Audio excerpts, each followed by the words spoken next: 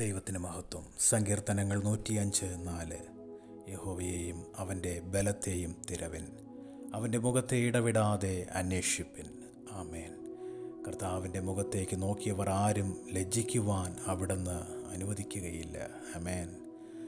നമുക്കൊരു പ്രശ്നം വരുമ്പോൾ, ഒരു പ്രയാസം വരുമ്പോൾ നമ്മൾ ആദ്യം ഓർക്കുന്നതും അന്വേഷിക്കുന്നതും നമുക്ക് ഏറ്റവും പ്രിയപ്പെട്ടവരെ ആയിരിക്കും. ഒരുപക്ഷെ അവരൊക്കെ നമുക്ക് നേരെ മുഖം തിരിച്ചു കളഞ്ഞേക്കാം, നമ്മുടെ സ്വന്തവും ബന്ധവും ഒക്കെ ആയിരിക്കാം. എന്നാലും അവർ നമ്മെ കണ്ടിട്ടും കാണാത്തതുപോലെ പോയേക്കാം. ആമേൻ.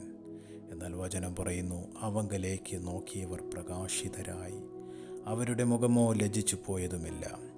ആമേൻ. നമ്മുടെ കർത്താവ് ഒരിക്കലും നമുക്ക് നേരെ മുഖം തിരിക്കില്ല. തിരക്കാണെന്ന് പറഞ്ഞ് മാറിപ്പോകില്ല. നമ്മെ കേൾക്കും, നിൻ്റെ അരികിൽ നിൽക്കും, നിനക്ക് വേണ്ടി വൻ കാര്യങ്ങളെ ചെയ്യും. നിന്നെ ഉപേക്ഷിക്കുകയില്ല, നമ്മുടെ പ്രശ്നങ്ങളെ പരിഹരിക്കാതിരിക്കുകയില്ല. ആമേൻ. ആ കർത്താവിൻ്റെ മുഖത്തേക്ക് നോക്കാം, ഇടപെടാതെ ആ മുഖത്തെ നമുക്ക് അന്വേഷിക്കാം. ദൈവ സാന്നിധ്യത്തിനകത്ത്, ദൈവകൃപയ്ക്കകത്ത് നീ ആയിരുന്നാൽ പരിശുദ്ധാത്മാവ് നിനക്ക് വേണ്ടി വലിയ കാര്യങ്ങളെ ചെയ്യും. നിന്നെ തള്ളിക്കളഞ്ഞവരുടെ മുന്നിൽ നിന്നെ മാനിക്കുന്നൊരു നല്ല കർത്താവ്. നീ തകർന്നു പോകുമെന്ന് മനുഷ്യൻ വിധി എഴുതിയെടുത്ത് കർത്താവ് നിന്നെ ഉയർത്തും. നീ എവിടെ പരാജയപ്പെട്ടോ അവിടെ നിന്നെ ഉയർത്തുന്നൊരു ദൈവമുണ്ട്.